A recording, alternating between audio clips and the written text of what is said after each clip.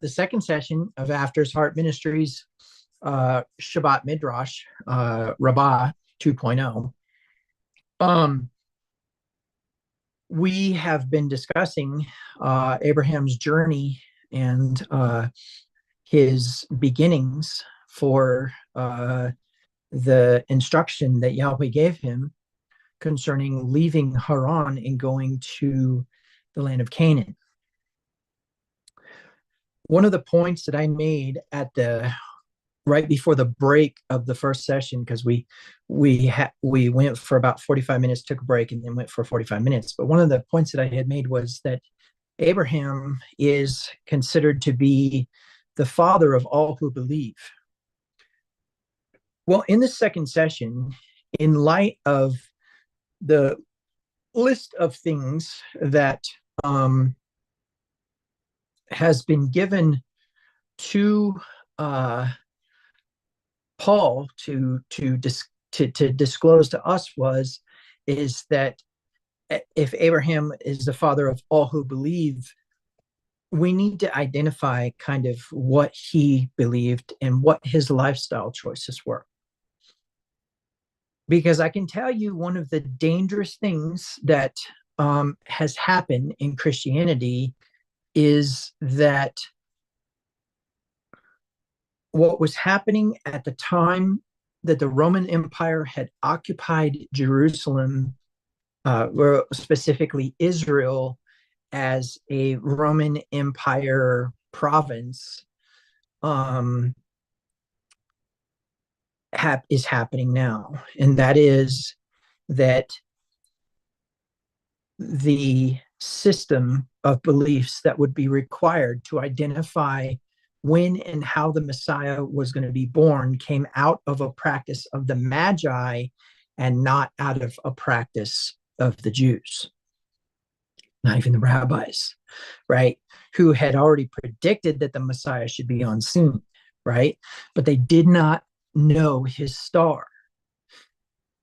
Now, I'm going to propose to you that one of the more relevant truths that comes out of this is that there's something missing from our walk that is evidenced in this journey that Abraham takes.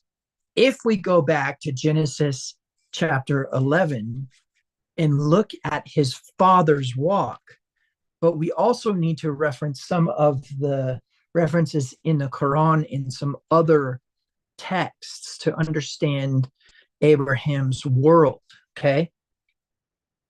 So in my studies concerning this, I have compiled an entire list of things and an entire compilation timeline of information, ignoring the validity of the text and just accepting that if there was something said about Abraham, it was true, and then reconciling the timeline.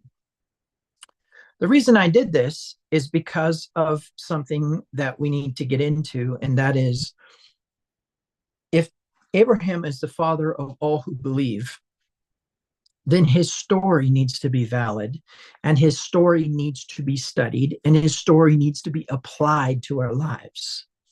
Okay?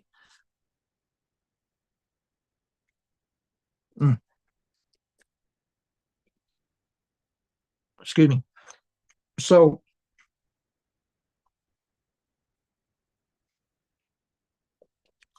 by the way, this is the lunch hour.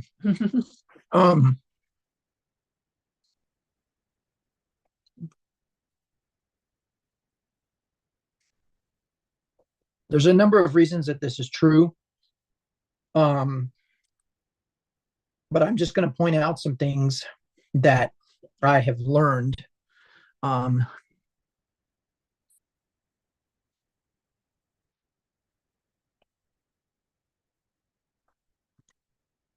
That correspond to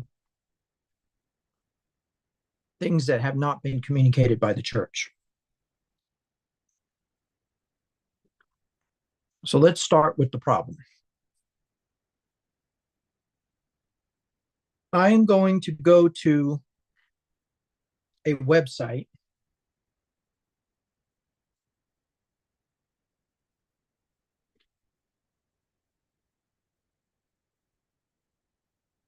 called the Skeptic's Annotated Bible.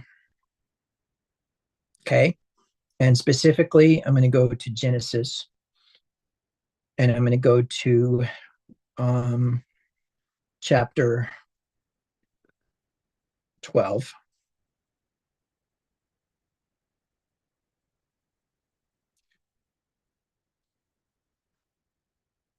And see if, let's see.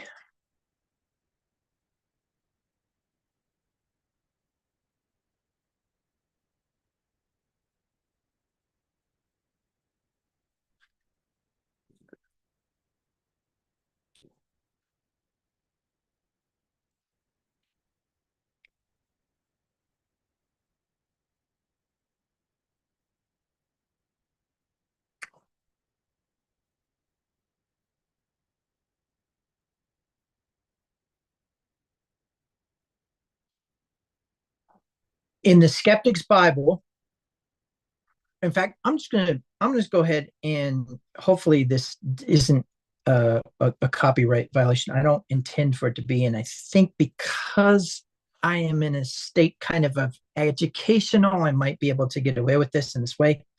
If not, we'll remedy it. If they take it down or whatever, we'll remedy it. But so I'm at Skeptic's Bible, and I am in Genesis, chapter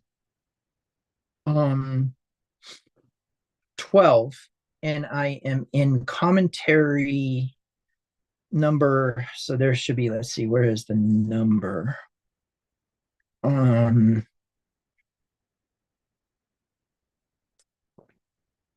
Yeah, so it in number 2, it says, how old was Abraham when he left Haran?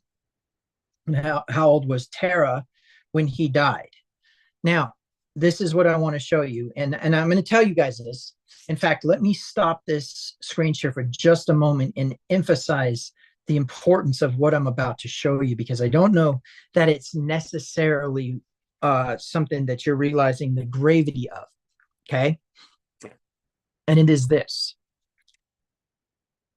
opponents of the Bible, people who believe that the Bible is false, use this thing that I'm going to show you today as proof. Okay. In other words, what I'm about to do is take you from logical trust in the Bible to a faith trust in the Bible, or you're going to stop believing in the Bible. That's one of the two things that's going to happen today.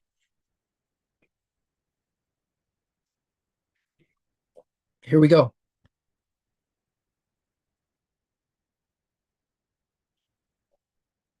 And I won't continue eating during this, so forgive me if I talk with my mouth full. I don't intend to. It's just sometimes it's a bad habit. Okay, so starting in Genesis chapter 11, it says that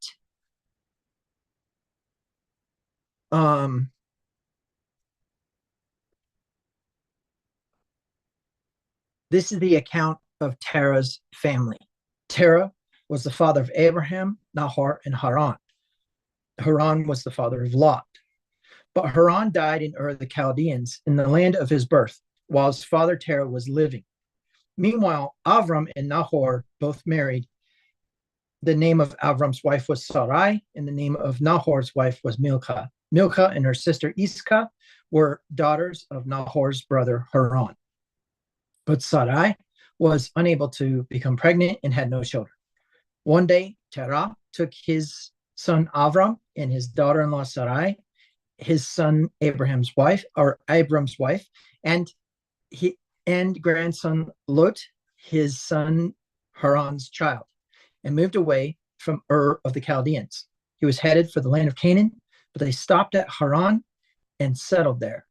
Terah lived 205 years and died while still in Haran. Okay, so let's take a look at Terah's number. Terah was 70 years old and he became the father of Avram, Nahor, and Haran. Okay, so Terah is 70 years old uh when he has uh Avram, right? Okay, so now let's do the math here. 205 years he lived, minus 70,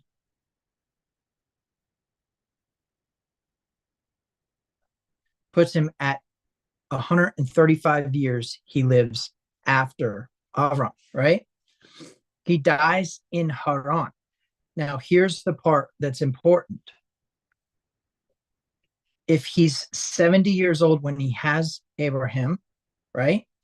So 70 plus 75 is when Abraham supposedly leaves Haran. That puts Terah at 145 years old. Now, the skeptics say that because of this discrepancy in age, Abraham should have been like 155 when he left Haran. Okay. And I could tell you that this concept is so such a discrepancy that people do not believe in the Bible because of it. It's one of the reasons why atheists don't believe in the Bible. Because logically, you cannot reconcile the two ages. Okay. So let me explain a little bit what that's about here.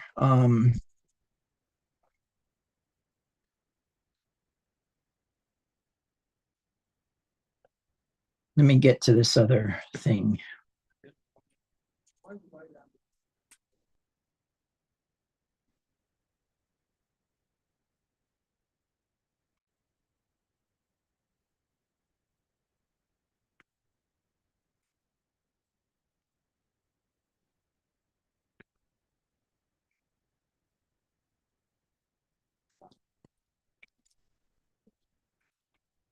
I think it's a big um like we know that scripture is not written in chronological order, right?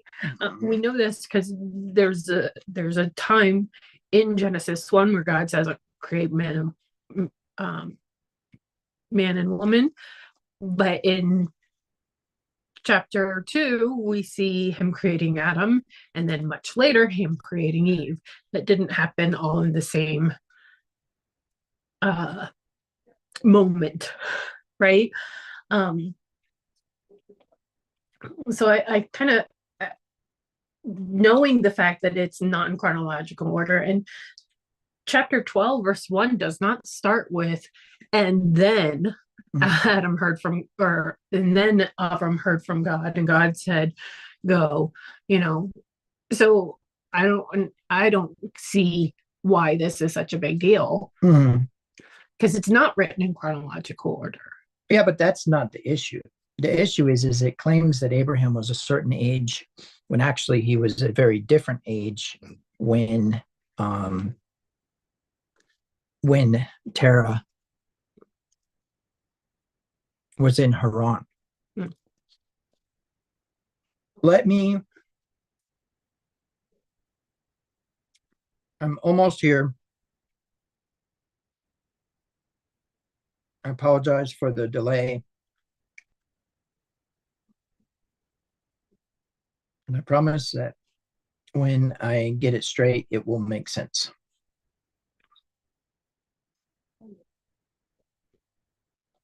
Oftentimes, when we are midrashing, things come to mind that are important. And of course, then I have to make sure that they are also very factual in nature. Okay. To the best of my ability. And I think that is important for anybody who is in this line of work.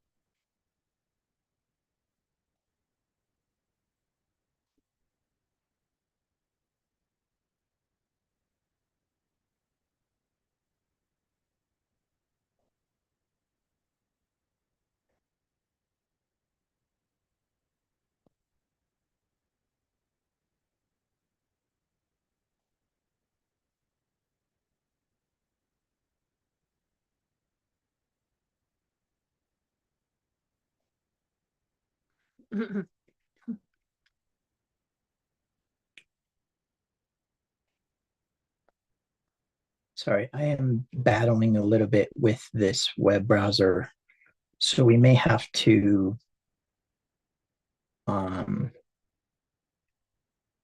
we may have to.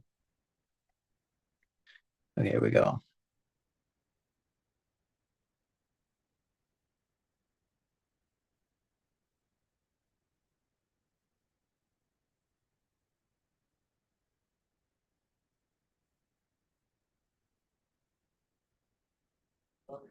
Uh,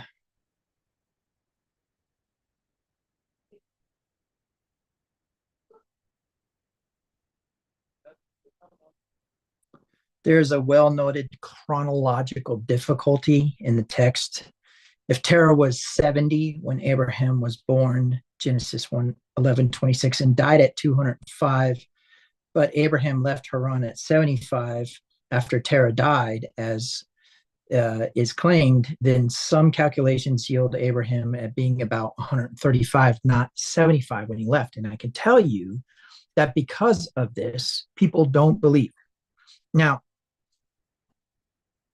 two very important things. Number one, can we prove that Terah's death is what motivated Abraham to leave? That's number one. But the other issue is basically that we have two different ages for Abraham leaving.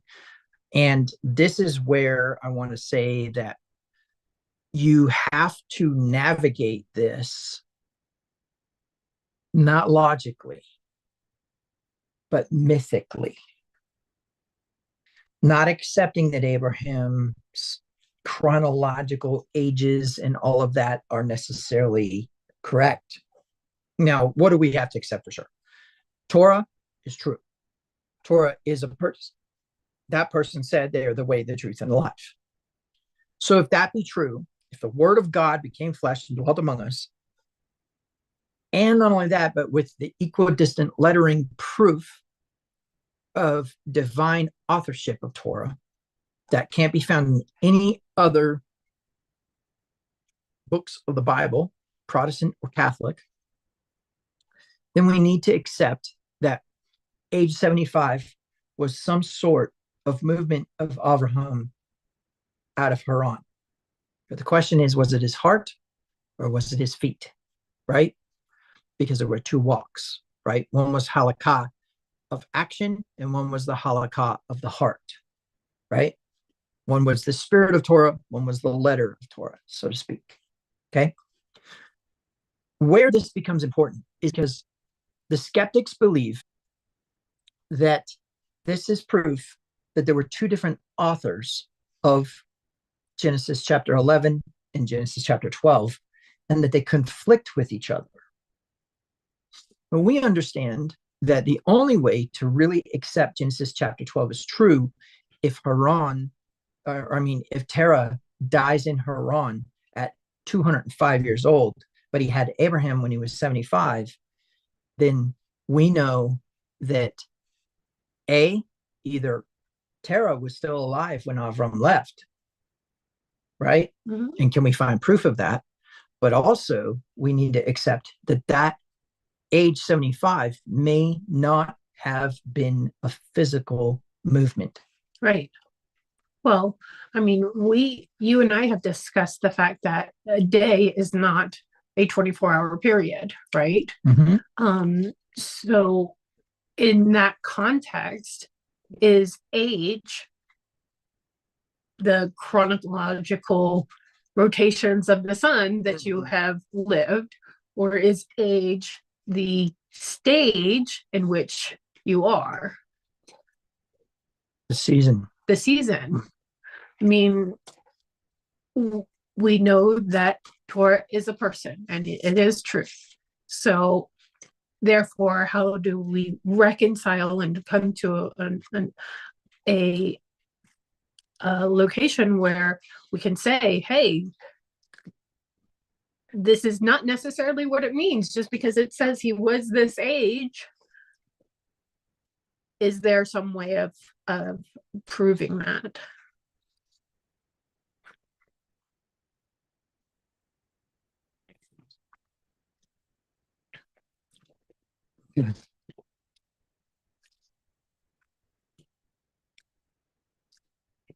Tie that into your thought about that Tara left but did not complete the journey. Hmm.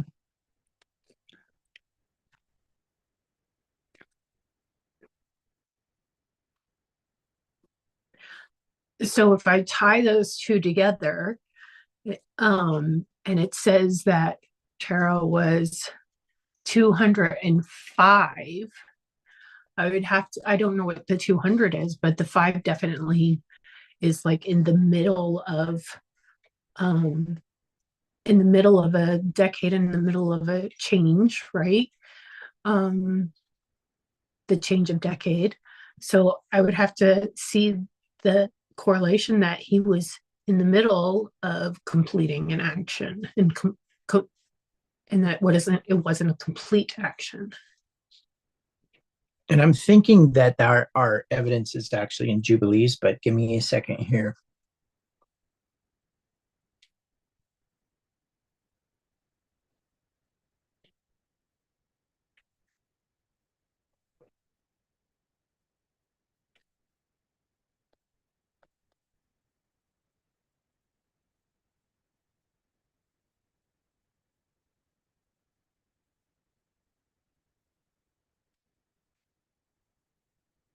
Remember, Midrash is where we're making speculations and trying to draw conclusions. And even if we are grasping at straws, we're trying to make these connections to find real nuggets, real sources of I would rather prove that something's true than prove that it's false. mm-hmm. And I would rather prove that something was removed or taken away for the wrong reasons than to prove that we have removed something or taken it away for good reasons. And what I mean by that is, why was something taken out of Christianity?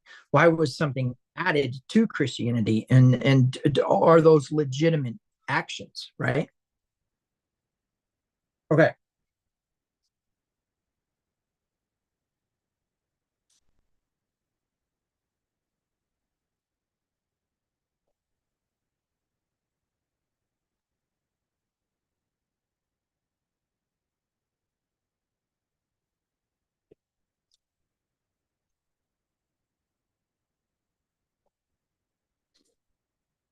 Because let's remember, as he's looking this up and trying to find the information here, that if Hebrew is a verb-based language, age is not a noun.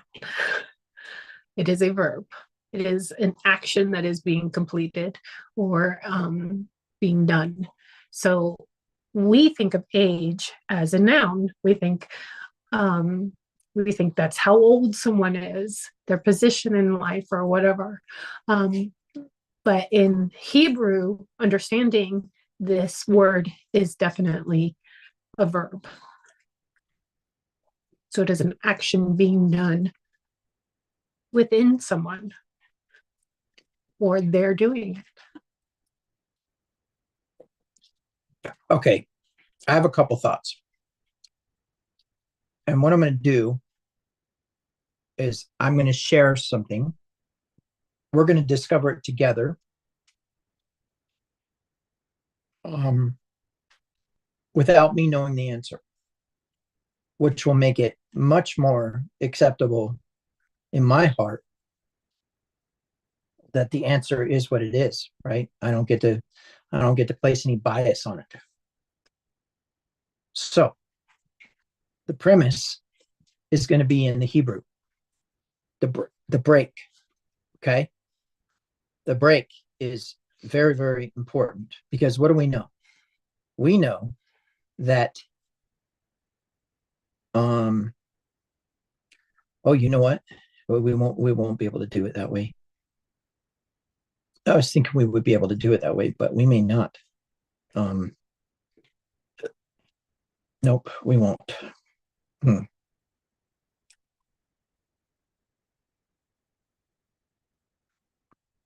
We won't. We don't have the actual Torah scroll. Yeah, scroll. we don't have the Torah scroll. What I was trying to do is see if there was a parasha break. Let me just really quick just touch on something in the Torah scroll, which predates the chapter verse breaks that were included in the Bible later on. We have what were called parasha breaks, and what they were is where Moses paused for some reason. Some of them have a line break all the way through to the end of the column, and some of them have a break inside of the text. The parasha stuma or stumach, parasha stumach are ones that are the break within the text itself. So you would have words, break, and then words again. Some of them, parasha patuach, or the pei parashas, as in the letter pei, the P in Hebrew, break all the way to the edge of the column. Those are the only true breaks. If there was a parasha break between Terah's death and Abraham's calling, we could surmise that it is not connected, as in Abraham's calling is not connected to Terah's death, which would validate. The problem is remember what I said. See, this is where it gets funky. I believe that every single last mention of Abraham is true in all of the texts. The reason I do is because that's how we treat historical texts today. Every single last mention of Abraham Lincoln's life, sorry that I used that name over again, but Abraham Lincoln is the perfect example of we have no proof that he existed. None. You and I never met him. Who told us that he existed? Americans who wrote about him. Many texts about Abraham Lincoln, right? We believe them all. We believe them all unequivocally. Why? Because for us, that heritage is true. When Abraham is written about in the Quran, sure, the Quran has made claims that Christians and Jews disagree with. But does that mean that we discount the claims about Abraham in that documentation? Here's my point. My point is that if every text about Abraham is true, then the Midrash Rabbah, and I believe it is Rabbi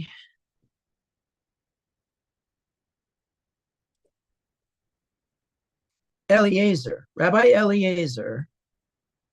states that Terah's death as a spiritual release enables Abraham to begin his covenantal mission. That's what Eliezer believed. Talmud says that Abraham left after Terah died. Well, meaning what?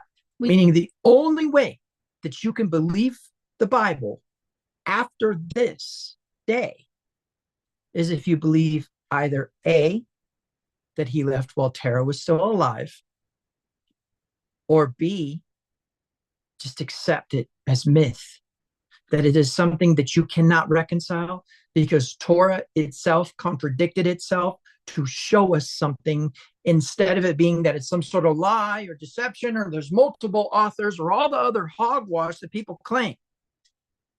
You see, it requires, you are required to believe that Moses was the single author of Torah in order for you to believe in Torah, because Torah claims that Moses is the single author. It is skeptics and textual critics and literary critics that say that there is more than one author. So what do you actually believe? And why is that important? Because he's the father of all who believe. We need to look to our Father for instruction on how to navigate this reality. Well, I'm going to bring this point up, and once again, we're looking at the mythos here, not necessarily the logos, right?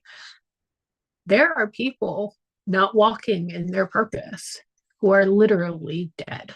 Mm-hmm.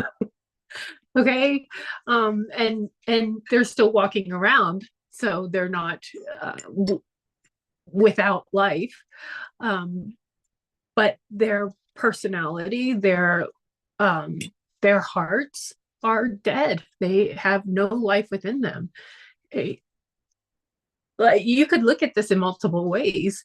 I think very, very likely once his father stopped in Haran and refused to go further, he most likely died in his purpose and was refusing to move forward, refusing to live. And that could have been of age. That could have been that he was now set in his ways or something like that. But that at that point, when Avram sees that his father is now dead in his purpose, he decides to move on forward, even if his father is still living in the physical sense. Let me explain to you why this is. Abraham dies when he's 127 years old. If Abraham leaves after Terah's death, Abraham is at least 135 years old. Torah says he was 127. Do you see? But let's talk a minute, and I agree that we cannot afford to stay in the literal here. And the Torah did this on purpose. Think of it this way.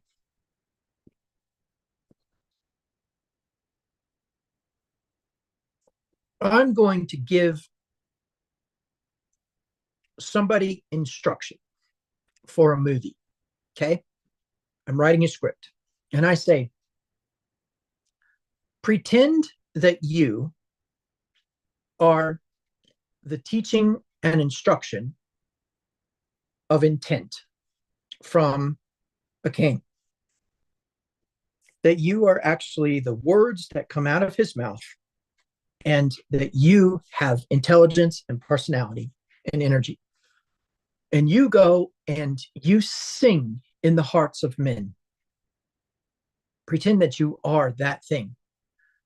What then, how then are you going to act or portray yourself to men in order for them to listen? Right? What's my point here? The intent of Yahweh, okay, let me take this back. The intent of the intensification of all power in the universe's heart is not Torah. Torah is the universe's interpretation of that heart, of that intent. In other words, what Torah is the how of the who and the how, which consequently is communicated through Yahweh's instruction and eventually works its way down through the worlds into the physical realm. As a human being, Torah became flesh, dwelt among us to teach us something huge. That we are wrong about our theology. And when I say we, I mean us Jews at the time of Herod's rule, right? The concept is that the theology that they had was inaccurate. And the reason we know that is because the Magi show up. The Magi show up and give instruction to Herod as to where or as to when the Messiah is being born.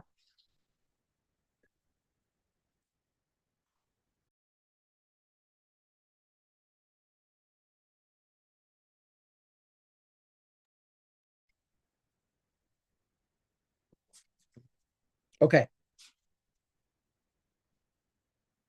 Now,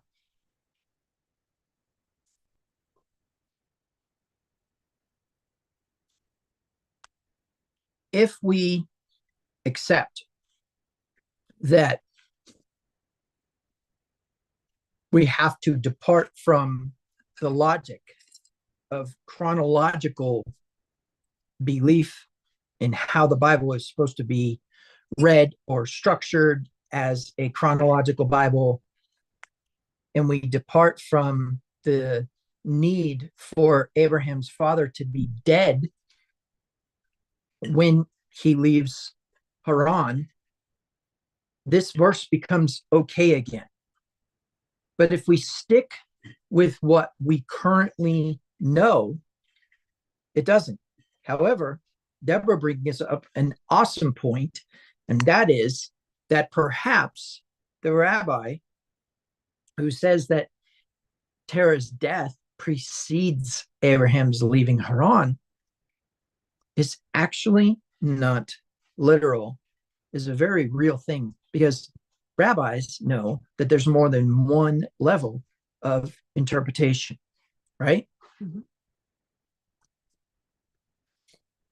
Well, and I will point out, okay, it says in the scripture, Abraham is the father of all who believe, right? And a belief is in trusting something that we do not see, right? Putting faith into something. I'm using very Christian words here. Well, but that's in Hebrews 11, yeah.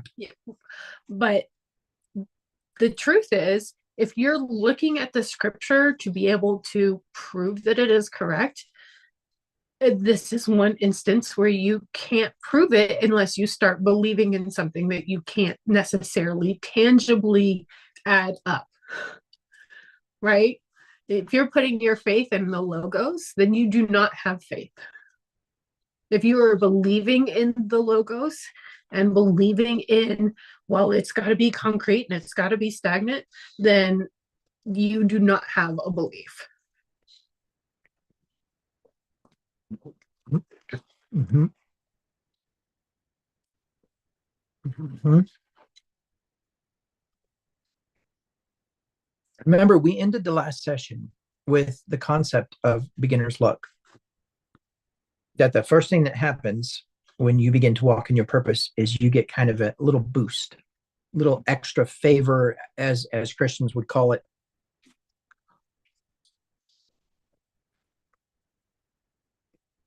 The next step in her list is what? Give me a second. Let me get back to that real quick. Initiation. Mm-hmm. I'm going to propose to you that this is probably true, that initiation is the next step. But remember, I didn't agree with disappointment. I said, no, the opposite is true. We get a little boost. Then something very interesting happens. After we get our little boost, the father comes along and flips the script and says, you thought it was this. And that was good. Thank you for your faith. Thank you for your obedience to the instruction. But you misinterpreted the why. You got the who and the how right. You did obey me. And that is the way in which it was to be accomplished. Like you said, if we are instructed to do something, then we are enabled. The universe, Yahweh, the intensification of all power in the universe, all work on our behalf to get that accomplished, right? When we step into our purpose. However, a lot of times what we think is the reason why we're doing something ends up not being the reason. Initiation is when you are brought into the esoteric, or you are brought into the mystical, or you are brought into the broader spectrum of reality. Mm-hmm. We can use this for an example, right? We mentioned how he was leaving. We brought up the fact that, oh, wait a minute, there's an age discrepancy here. How do we make this work together, right? So we've put a barrier now in front of that belief, in front of that actual going out, and we've questioned it, and there's now a choice, right? A lot of people will stop at that barrier. They will stop at the opposition. Then they will have the disappointment, right? Or they'll go through that little burst and come upon the next. What word did you use? The next. I used barrier, but it's kind of like a testing, right? They'll come upon the next testing, and they'll stop there as well. They don't realize the that adversity. They'll come up against the adversity, and they'll stop there instead of pushing through. Mm-hmm. Mm-hmm. But we're told that we are supposed to count that adversity as joy, because it's a refining of the fire within us, the refining of the purpose, dwindling our purpose down to why are we here? What are we supposed to be doing?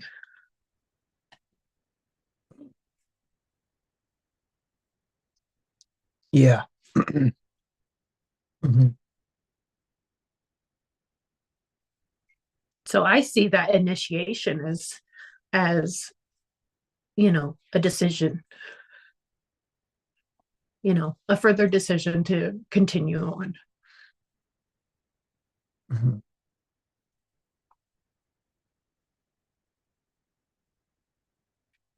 Mm-hmm.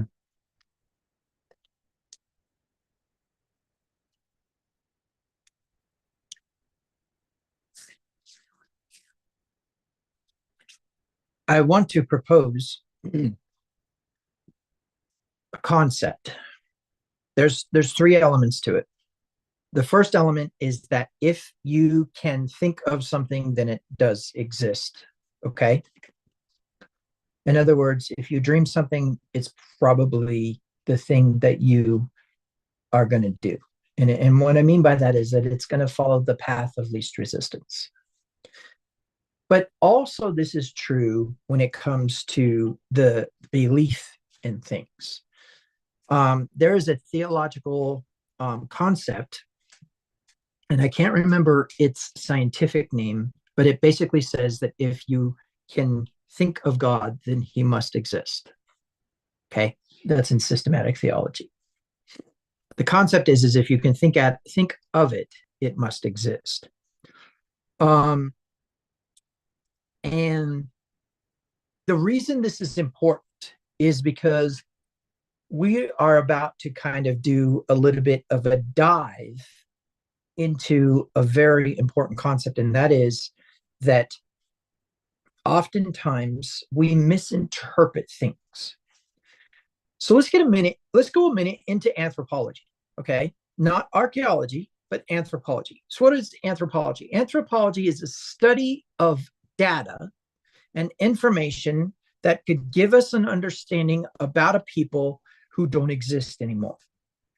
For example, if we were to use anthropology to study the Anasazi, we would have to go to the Navajo and Hopi legends of the Anasazi Indians to learn about them.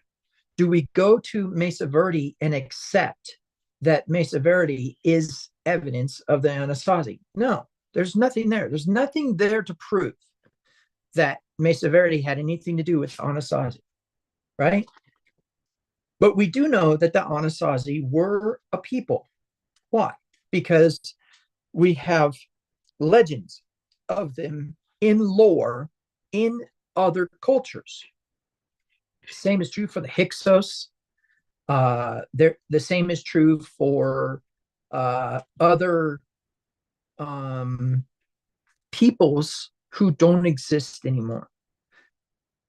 In fact, if we didn't have the archaeological evidence of the Hittites actually technically never existed, except that the Bible says they did. Okay? But we have archaeological proof of the Hittites. In fact, it's our greatest way to reference the culture and practices of the Canaanites and contrast it to our father Abraham. Now, there is a concept in the mystical traditions of Torah observance that says that the nations misaligned their perceptions with the reality of the natural order processes in front of them. So Paul says, everything that you see is a correspondence from heaven. Everything that you see is a concept of formation. In other words, you want to know about me? Go look at how the plant grows. You'll learn a lot about me, right? In fact, you'll find mathematical perfection. And if you guys want to know the most purest language in the world, it's mathematics. It's the only language that doesn't contain contradictory syntax. Now, what's important about that? Well, in its simplicity, mathematics has the purest grammar.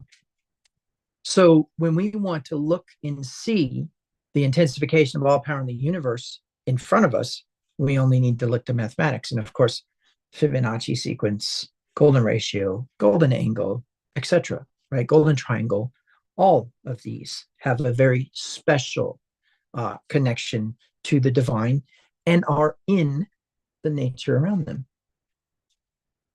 So anthropology says these peoples, the Canaanites, Hittites, those peoples, they would see the sky become angry, right? They would see the sky become angry and conclude that the gods were angry. And so they would try to figure out what they did wrong.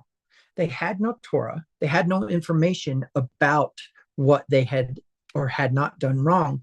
And so they assumed off of the mythological faith that they had that their solution was the best solution, which was usually human sacrifice, violent slaughtering of humans, animals, females who had not lost their virginity, and in some cases, young boys, to satisfy the gods by killing the prince, or satisfy the gods by killing the daughter of the king, or satisfy the gods by killing an innocent.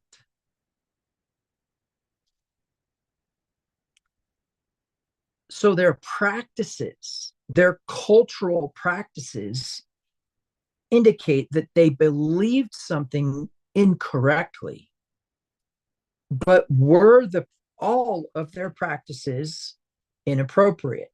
Which brings me to my third point, which is that there is a truth behind every choice.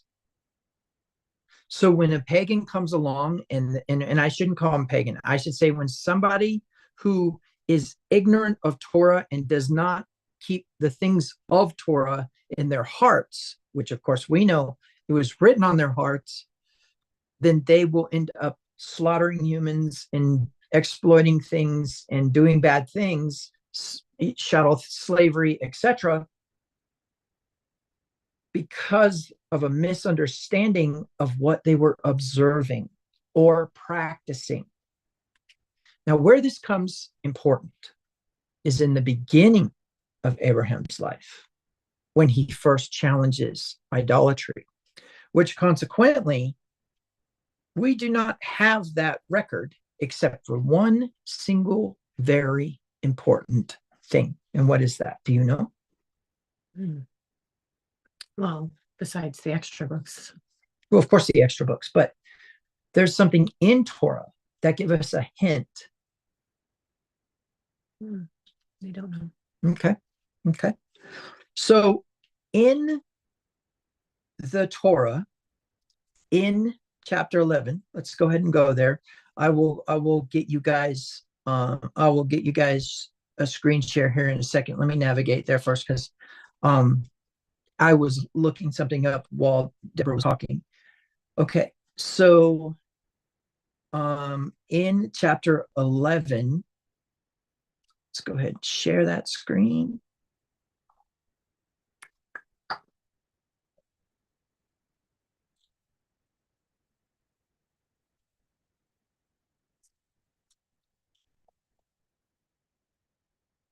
No, that's not it.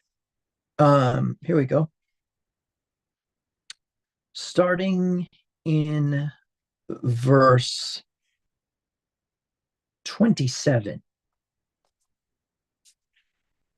This is the account of Terah's family.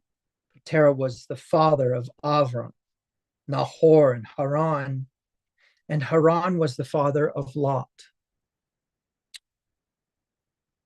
But Haran died in Ur of the Chaldeans, the land of his birth, while his father Terah was still living.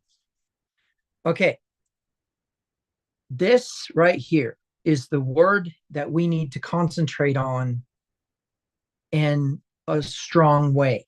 Okay, so this Be'ur right here, Be'ur, is in the light.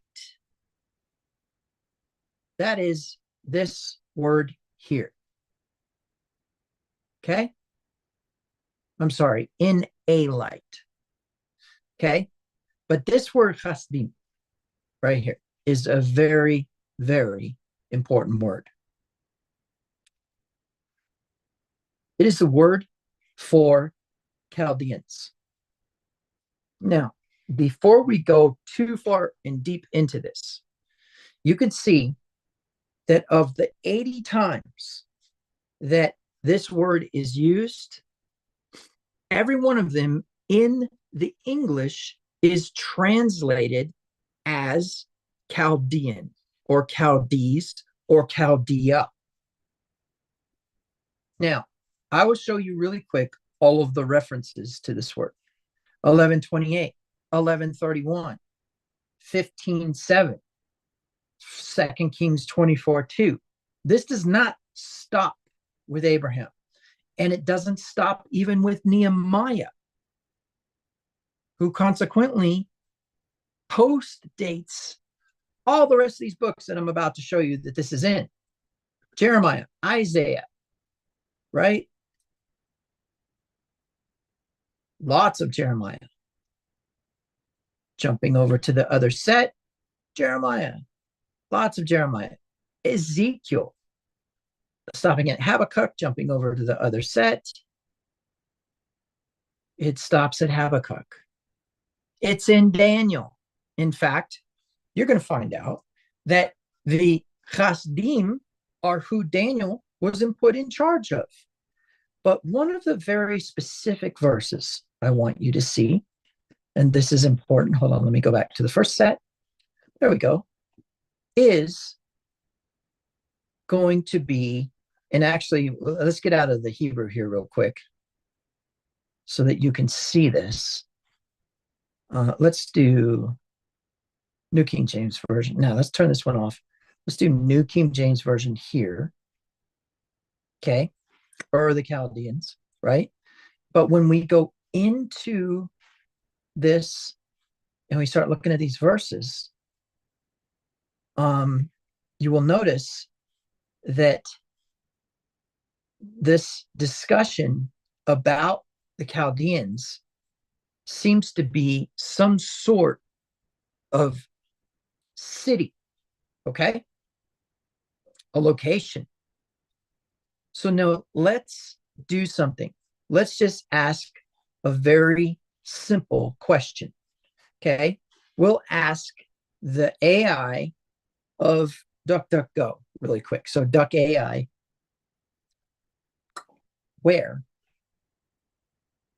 is of the Chaldeans?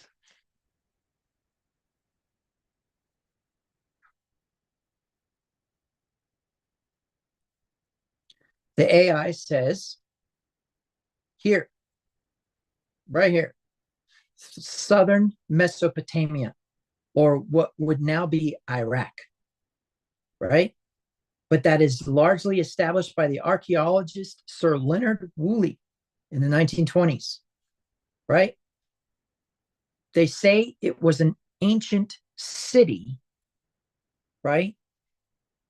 But is now the site of most widely accepted location among biblical scholars, okay? And we see some of that from the Wikipedia discussions, right? So now we have a tendency to believe that it was a city because biblical scholars say it was a city. But now let's talk about this a minute. Biblical scholars say it was a city. Archaeologists tried to find it based upon their biblical beliefs that it was a city. Does that mean it was a city? Let's go back to Mesa Verde for a second.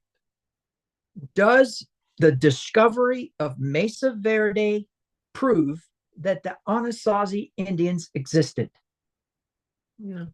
Does the bias of the people who study the Anasazi legends and believe the Navajo and Hopi traditions prove that Mesa Verde was occupied by the Anasazis? No. In other words, we associate a hieroglyphic, that's not what they're called, petrographs, I think they're called, the petrographs of Mesa Verde with the Anasazi based upon the Navajo and the Hopi saying those are Anasazi markings.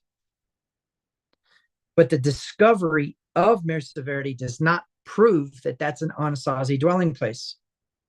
The discovery of ancient ruins in Iraq don't say this is Ur of the Chaldeans, but instead Sir Leonard, and if you study some of his works, he says, here's why I believe this, and here's the proof that it's Ur of Chaldeans. I'm going to show you something, and it's going to require mythos, not logos, okay?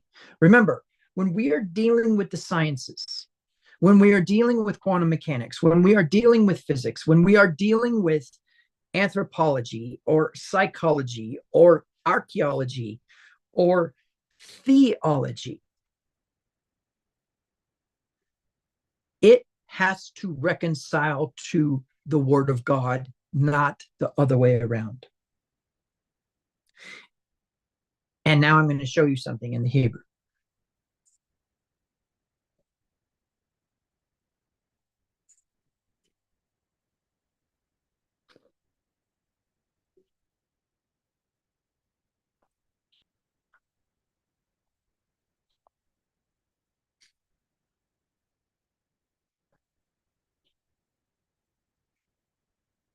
Genesis chapter 1, verse 3.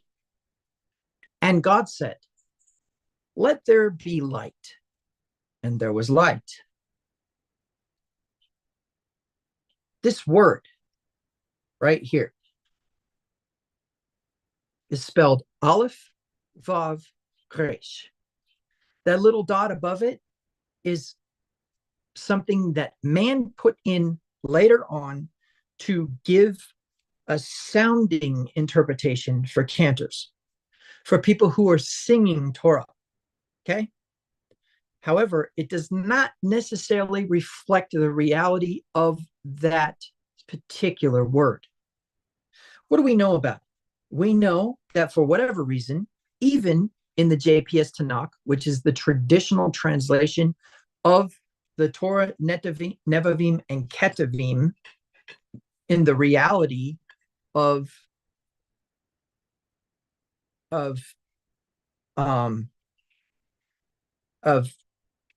Torah interpretation into English, we find something very interesting going on, and that is that it is always going to be interpreted light. Okay. So now when we go into Genesis chapter 12 or chapter 11, and we see this verse about Ur of the Chaldeans, we go into the Hebrew, and what do we see? That right there. And it says flame. Ur is the word flame. Strong's Concordance number 218, right? What's 217? The light of a flame. What's 215? Or, light. So is there a connection between Ur or flame, right? How about we change that a little bit? Because here's something interesting. In the practice of Judaism today in the land of Israel, we have something called Shomer Shabbat, which is a list of traditions and actions that you are allowed to do on the Shabbat and what you're not allowed to do on the Shabbat. And one of them is that you're not allowed to kindle a fire. Rabbis have interpreted that the spark that is required to create the voltage across a circuit board is considered kindling a fire. Mm-hmm. Where do they get that information? Why do they think that? Because in ancient times, lightning was not electricity. It was fire.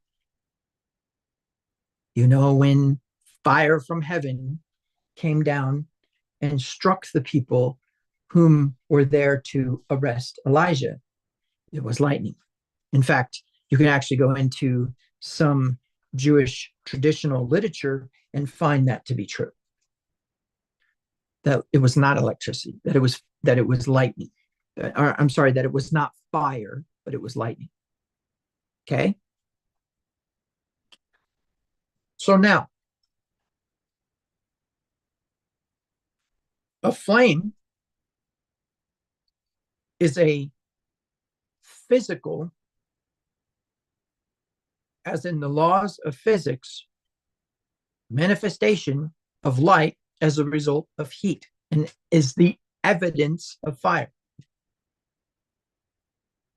Is there any mention here that it's a city? There's not. In fact, if we go into Genesis chapter 11, they went out with them from Ur of the Chaldeans to go to the land of Canaan. What does it actually say in the Hebrew? Well, it says, and Terah took Abraham, his son, and Lot, right, the son of Haran, and this who was his son, and Sarai, who was the bride of Abraham, right, and his, or of Abraham, his son, and they went out from Ur of the Chaldeans, right?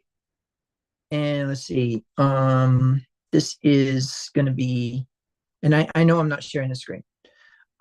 This is going to be the infinitive construct. Okay. And they walked the land of Canaan, right? And it doesn't say, let me see, to Lechat. The walkings of the land of Canaan. Now, all of Christianity and most likely in every Abrahamic religion, there is a mentioning of walking as a practice of religious tradition. Halakha. Mm-hmm. I have a book. It's called the the joys, the vicissitudes, and I think challenges of being a rabbi. And in that book, he mentions that every synagogue has their own halakha. In fact, rabbis, once they become a rabbi, are allowed to teach anything they want, as long as it doesn't harm the Jews. Okay? That's the rule. So, what's interesting is we see halakha as a very specific, dictated list of things to do. In fact, Messianics are horrible at this. I will openly criticize you Messianics who come into Torah, and when you come into Torah, the first thing that you do is go find a Jewish synagogue and start studying under rabbinical authority. Let me tell you what that gets you. That gets you all the things you need to be a Jew. Good job.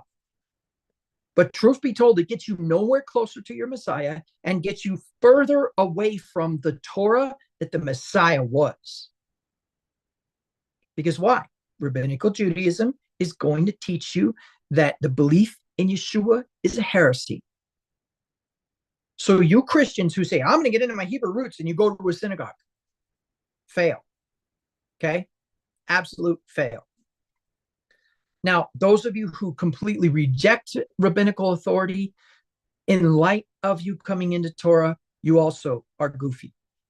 You need to take all of the information available to you into consideration. But you take it with a grain of salt. You don't just take it as gospel. In fact, don't even take the gospels as gospel. There's so much junk in the gospels. There's so many glosses and manipulations and translational bias. Begin with the premise, the sole premise, that anybody who wrote anything in the Bible was Shomer Torah and a believer in Yeshua. Believe that Noah believed in Yeshua. Believe that Adam believed in Yeshua. And you will do well. Okay?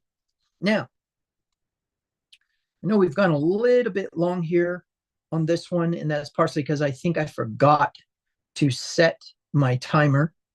Yes, I did. So let's take a brief break, and then we'll get into the second part of these three things that I just presented to you. Okay?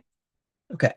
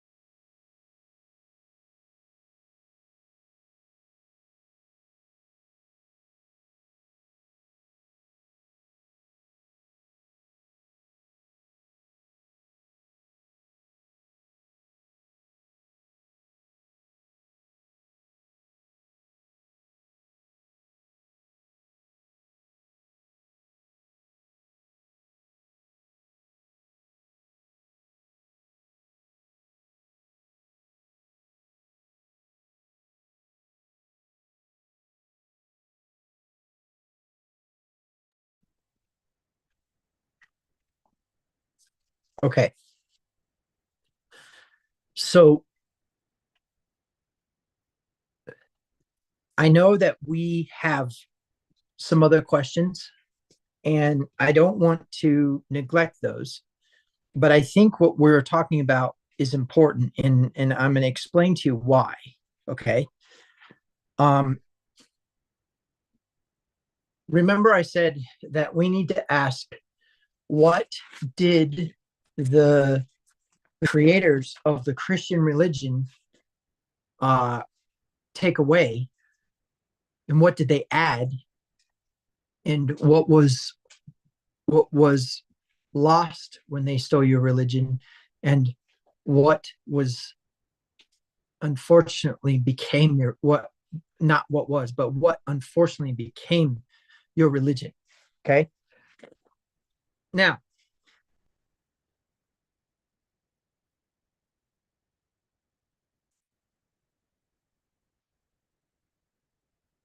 I propose to you the possibility that Ur of the Chaldeans was not the city, was not a city, but was the light of the Chaldeans.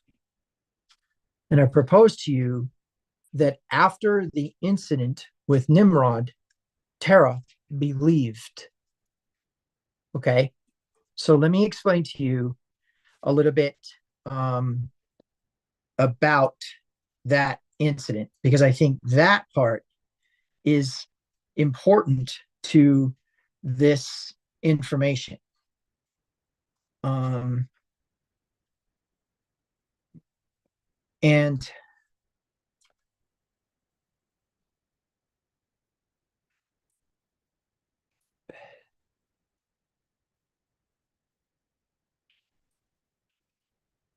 you'll notice that we can't get there by reading the Bible. But just like we accept the um, existence of the um, we accept the existence of the Anasazis through lore and archaeological evidence. In the same way, we accept this lore and the archaeological evidence of it. So the way this works is Avram's father, Terah, owns a shop that sells idols. Okay. And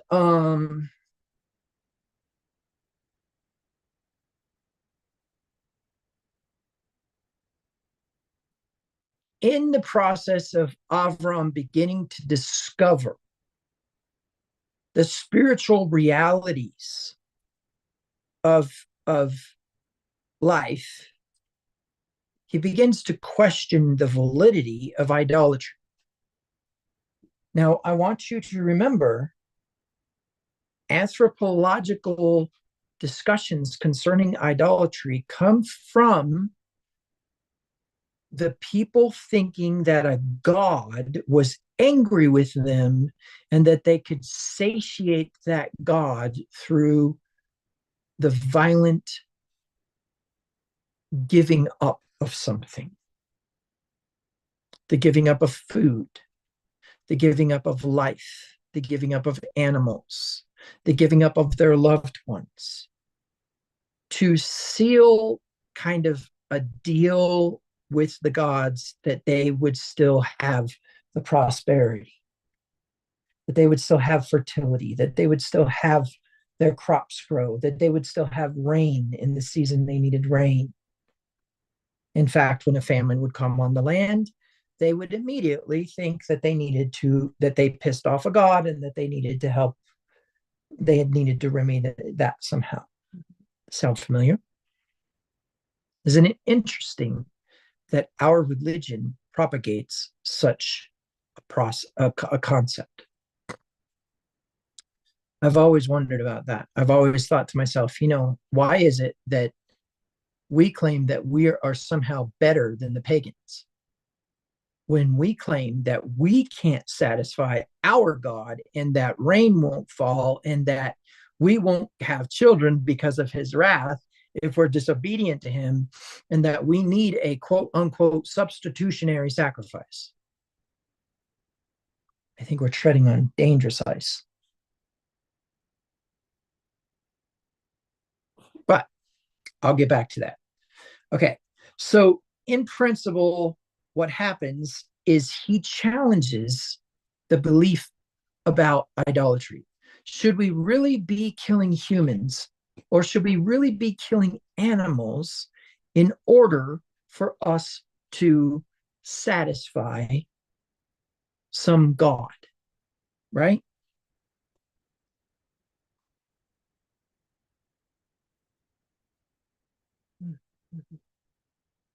That's the question. That's the question we need to bring forward, right? Should we really be doing that? So, of course, Avram says, I don't think we're supposed to be doing this. So he theorizes that it's not real, that there aren't all of these gods. And eventually he ends up smashing the idols in his father's shop. And to be sarcastic about it, he puts the hammer in the hands of the biggest idol in the shop, as if that idol smashed the other idols. Now, this is in the book of Jasher. This is in the book of Eliezer. This is in the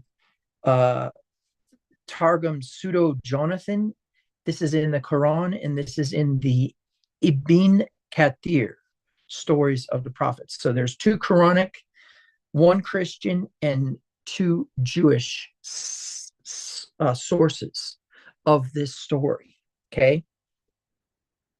So, in summary, when Abraham is born, Nimrod's court astrologers, Chaldeans, right, observe a star that swallows 4 other stars, right?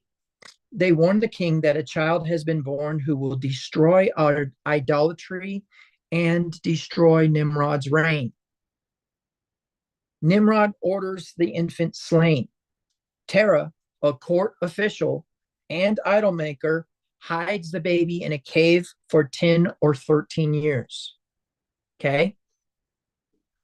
Then, while he's in the cave, Abraham discovers God.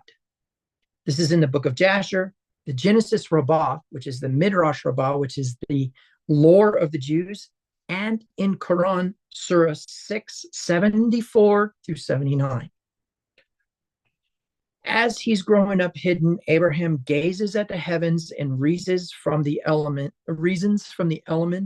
the stars, the moon, and the sun, that none is ultimate. He concludes that there has to be something bigger.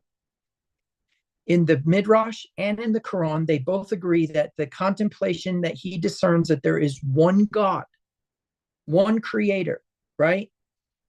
And then he decides to destroy the idols in his father's shop, okay?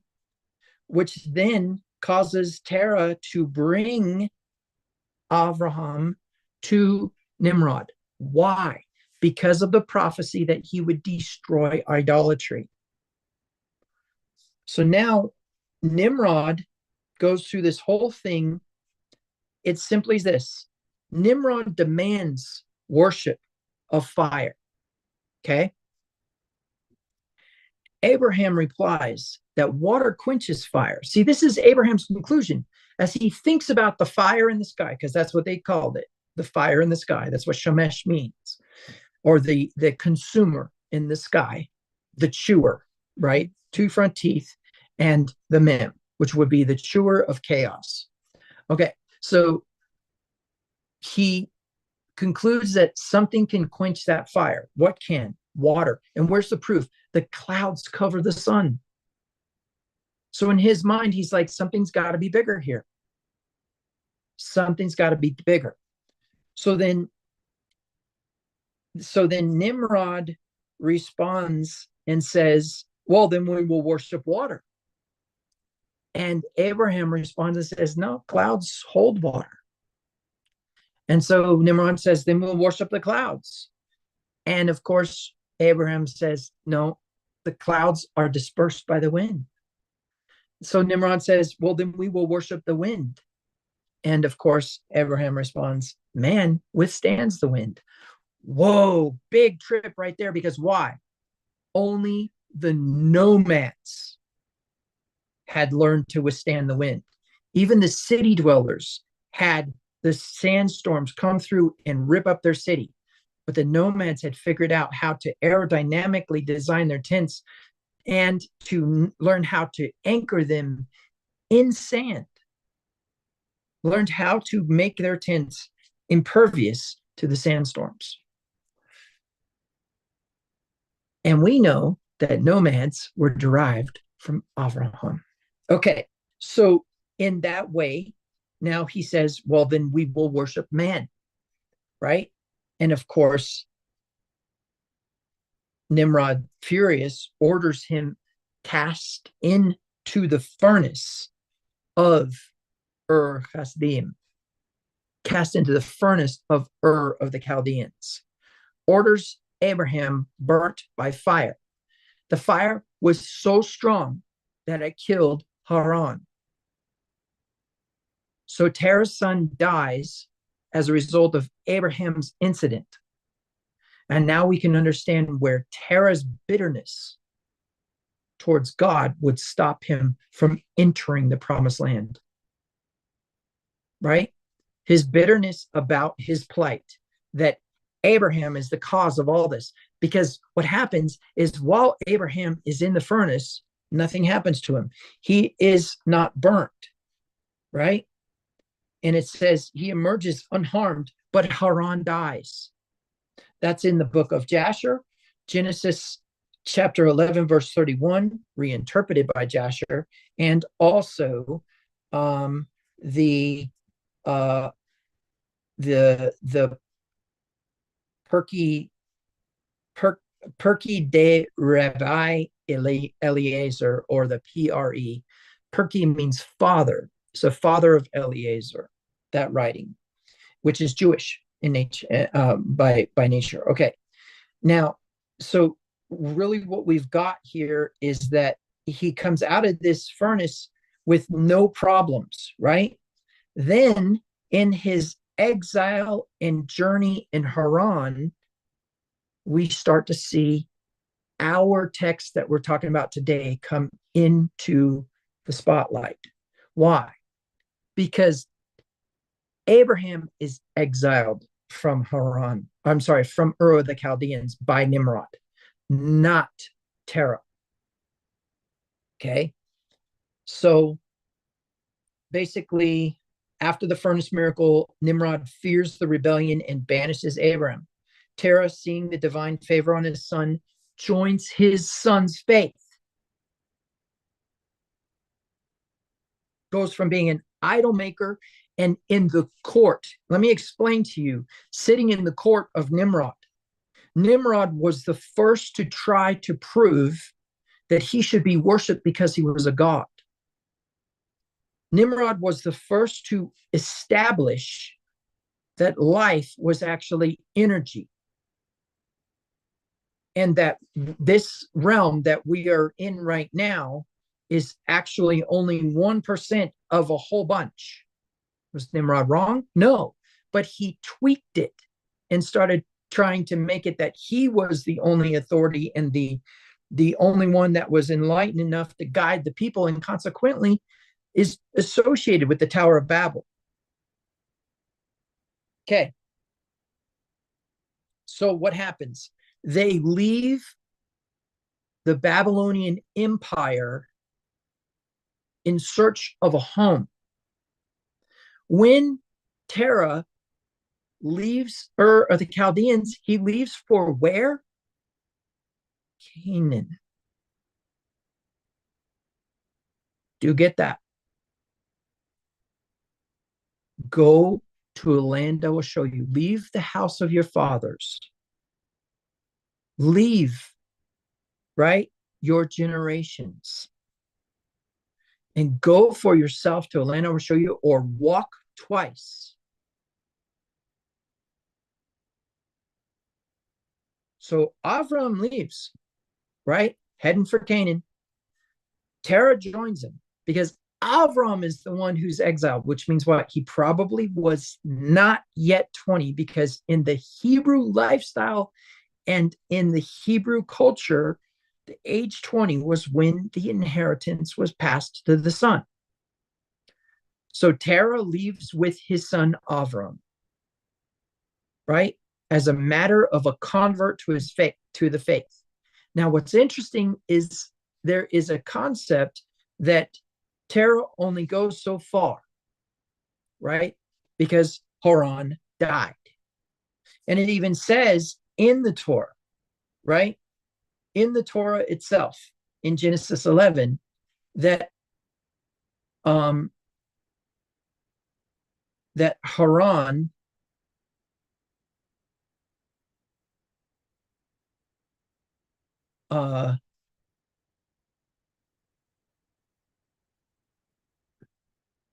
where does it say that?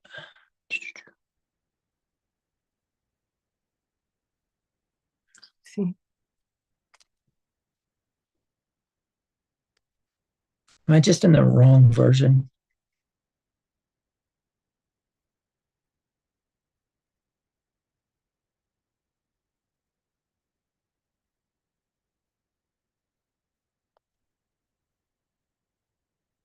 Uh, 28. 28. Yes. Oh, yeah. Haran died before his father, Terah, in his native land in Ur the Chaldeans, in the fire with the furnace, from 3 different sources, external from each other. Listen, the rabbis did not get along with the writers of Quran. The writers of Quran are the ones who claim that this happened in Ur the Chaldeans. The rabbis claim this happened in Ur the Chaldeans. So from an anthropological perspective, it's interesting. Anthropology is one of the easiest degrees to get, because you get your liberal arts and then you learn how to study civilization through the analysis of data, not even archaeology, but data, lore specifically. It's interesting that anthropology is the easiest degree you can get. The intrigue is that anthropology is probably the most important science in the history of mankind, because it is the history of mankind. It's the study of civilizations. So here we have anthropological evidence of this encounter in Ur of the Chaldeans. Now, what's interesting about this is that that indicates it's a city, right? But I said, what if they were departing from a light to a different light? Let me propose to you. If anthropologically the people of civilizations conclude that the necessity to satisfy the gods requires violence and bloodshed, and therefore their crops will grow, their babies will be born, etc., etc. Who controls, according to Torah, I believe it's in Torah, who controls the opening of the cervix? That's what it says. The Lord controls the opening of the cervix. In other words, he is the one who decides whether a child can be born or not. He is the one who decides whether a crop will grow or not. It is an act of mercy. Or maybe I should say an act of benevolence. So the pagans aren't wrong. But where they go wrong is in the merit that those things will only happen if you are obedient, or if you give something up.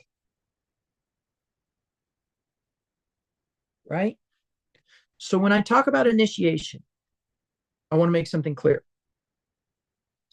In general, initiation is bringing someone into a knowledge that is more advanced than the knowledge that they had through a series of commitments to learn it. In other words, they somehow make oaths, or they use symbols to designate that they are different from everyone else. And that initiation is always a deeper knowledge. So Avram goes from what? From being a chasdim to being an ivrit, and that's an upgrade. An upgrade, not an abandonment. And I will explain that in a minute. Okay. So initiation, what's next after initiation? Expansion. Expansion. Well, we do have that concept of expansion being what? The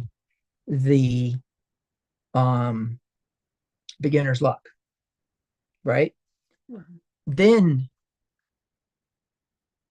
I will propose to you that all that happened with this Polyk is you got two switched up: disappointment and expansion. Expansion comes as kind of a boost to give you the dream, right? To hold the vision. The next thing that happens is the death of the vision. Okay.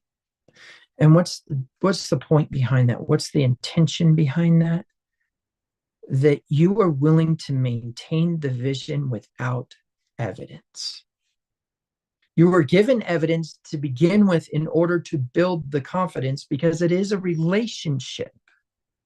There has to be something that you can relate to in order to have a confidence in. And that's what you need to know about that time while Abraham is in the cave observing the stars. He somehow concludes through all those actions that Abba is trustworthy. Enough that he's willing to be thrown into a furnace. Now people say, oh, wait a minute now, didn't that happen to Daniel too? Well, haven't you figured out by now that sometimes people's lives are a prophecy of what happens next?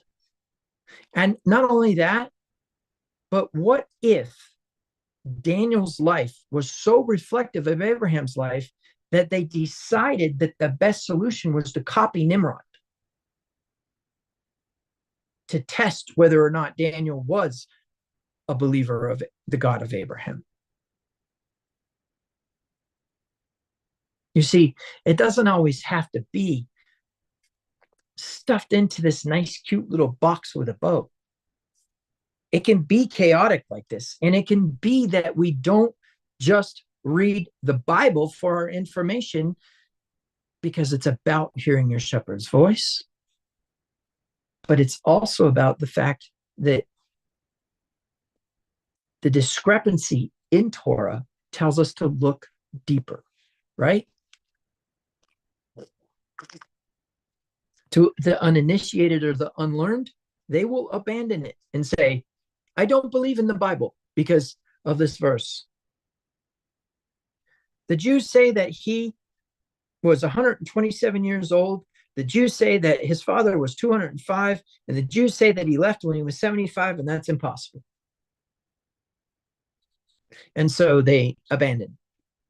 But what do? We take that information and say, Torah has given us a puzzle, because it is what?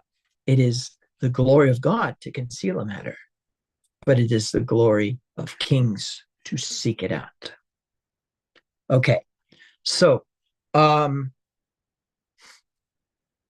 now, I told you earlier that if you think of something, that probably it exists.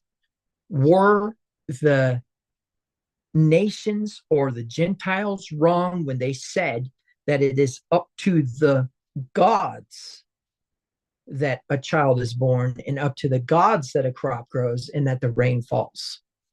Yes or no?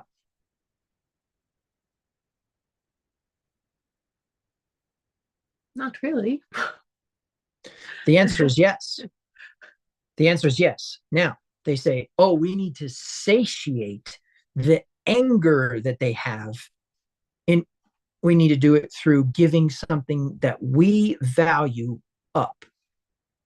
Last night I told people that it that religion in general is designed for you to be okay with being in poverty and being in sickness and being in adversity. When truth be told is all of those things are symptoms of fear. And in general, we can conclude that fear is designed around the function of doubt. And that doubt is designed around the function of confidence. And confidence is designed around the function of relationship, because the intensification of all power in the universe wants us to be in connection with him. I'm about to show you something in a parasha that is up and coming about friendship, but we're not there yet. So the premise now is, if you can think it, therefore it must exist. And the Gentiles believed that the gods were in control of life. They're not wrong. The intensification of all power in the universe is the source of all of those. And there's some sort of sovereignty to whether or not a person has a child, or whether or not a person has rainfall on their crops, etc., etc. But they were wrong about having to give something up, and that they had to satisfy some insatiable anger in a god that consequently came around every year. That's an anthropological error. Okay. It is an error in judgment and an error in understanding about the intensification of all power in the universe as being a benevolent being. It doesn't get angry. In fact, anywhere where you see the word wrath in the Hebrew, it is the word nose. And it had to do with the idea of taking a hit in the nose and tolerating it. Being long in the nose is the word for long suffering. It was an idiomatic usage of the word nose. So when we are dealing with this concept, we need to accept that some of the information was not wrong, but a misinterpretation or a misalignment with it actually caused suffering, which Abraham concluded was unjust and therefore must not have been from God. And then he concluded that all of the elements were under somebody's control, and that was the source of all things. Nimrod couldn't handle that, and he already saw Terah's son as a threat. You can imagine Nimrod sitting in court thinking, yep, I got rid of that kid. I don't have to worry about it anymore. And 13 years later, here comes Terah going, yeah, so I kind of hid this kid from you, but you got to hear this. And of course, Terah doesn't believe in his kid. Terah thinks, man, I should have turned this kid in to begin with, right? And then what happens? We go through the whole spiel about wind, fire, clouds, blah, blah, blah. And Abraham is thrown in the furnace. His brother, Haran, is too close to the furnace and dies, but Abraham does not.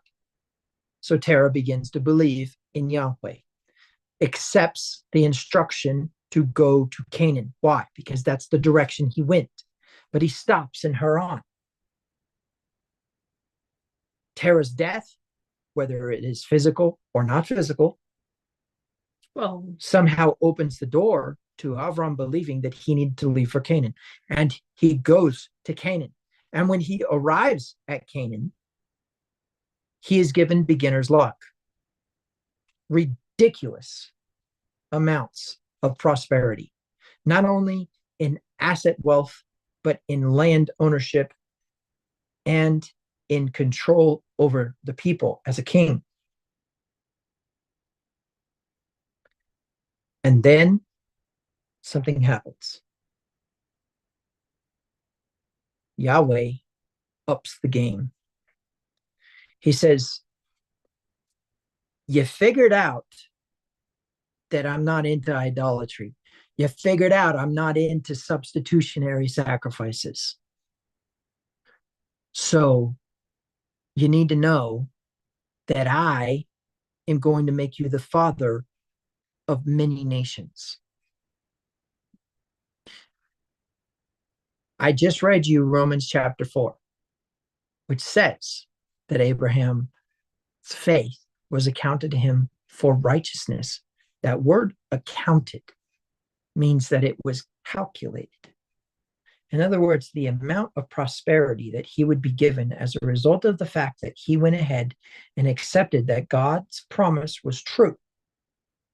Because he said, I will. Abraham said, he will.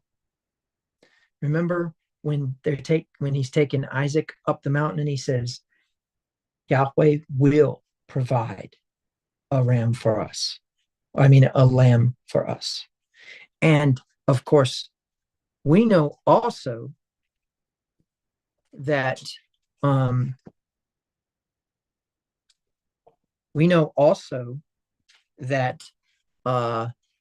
concept of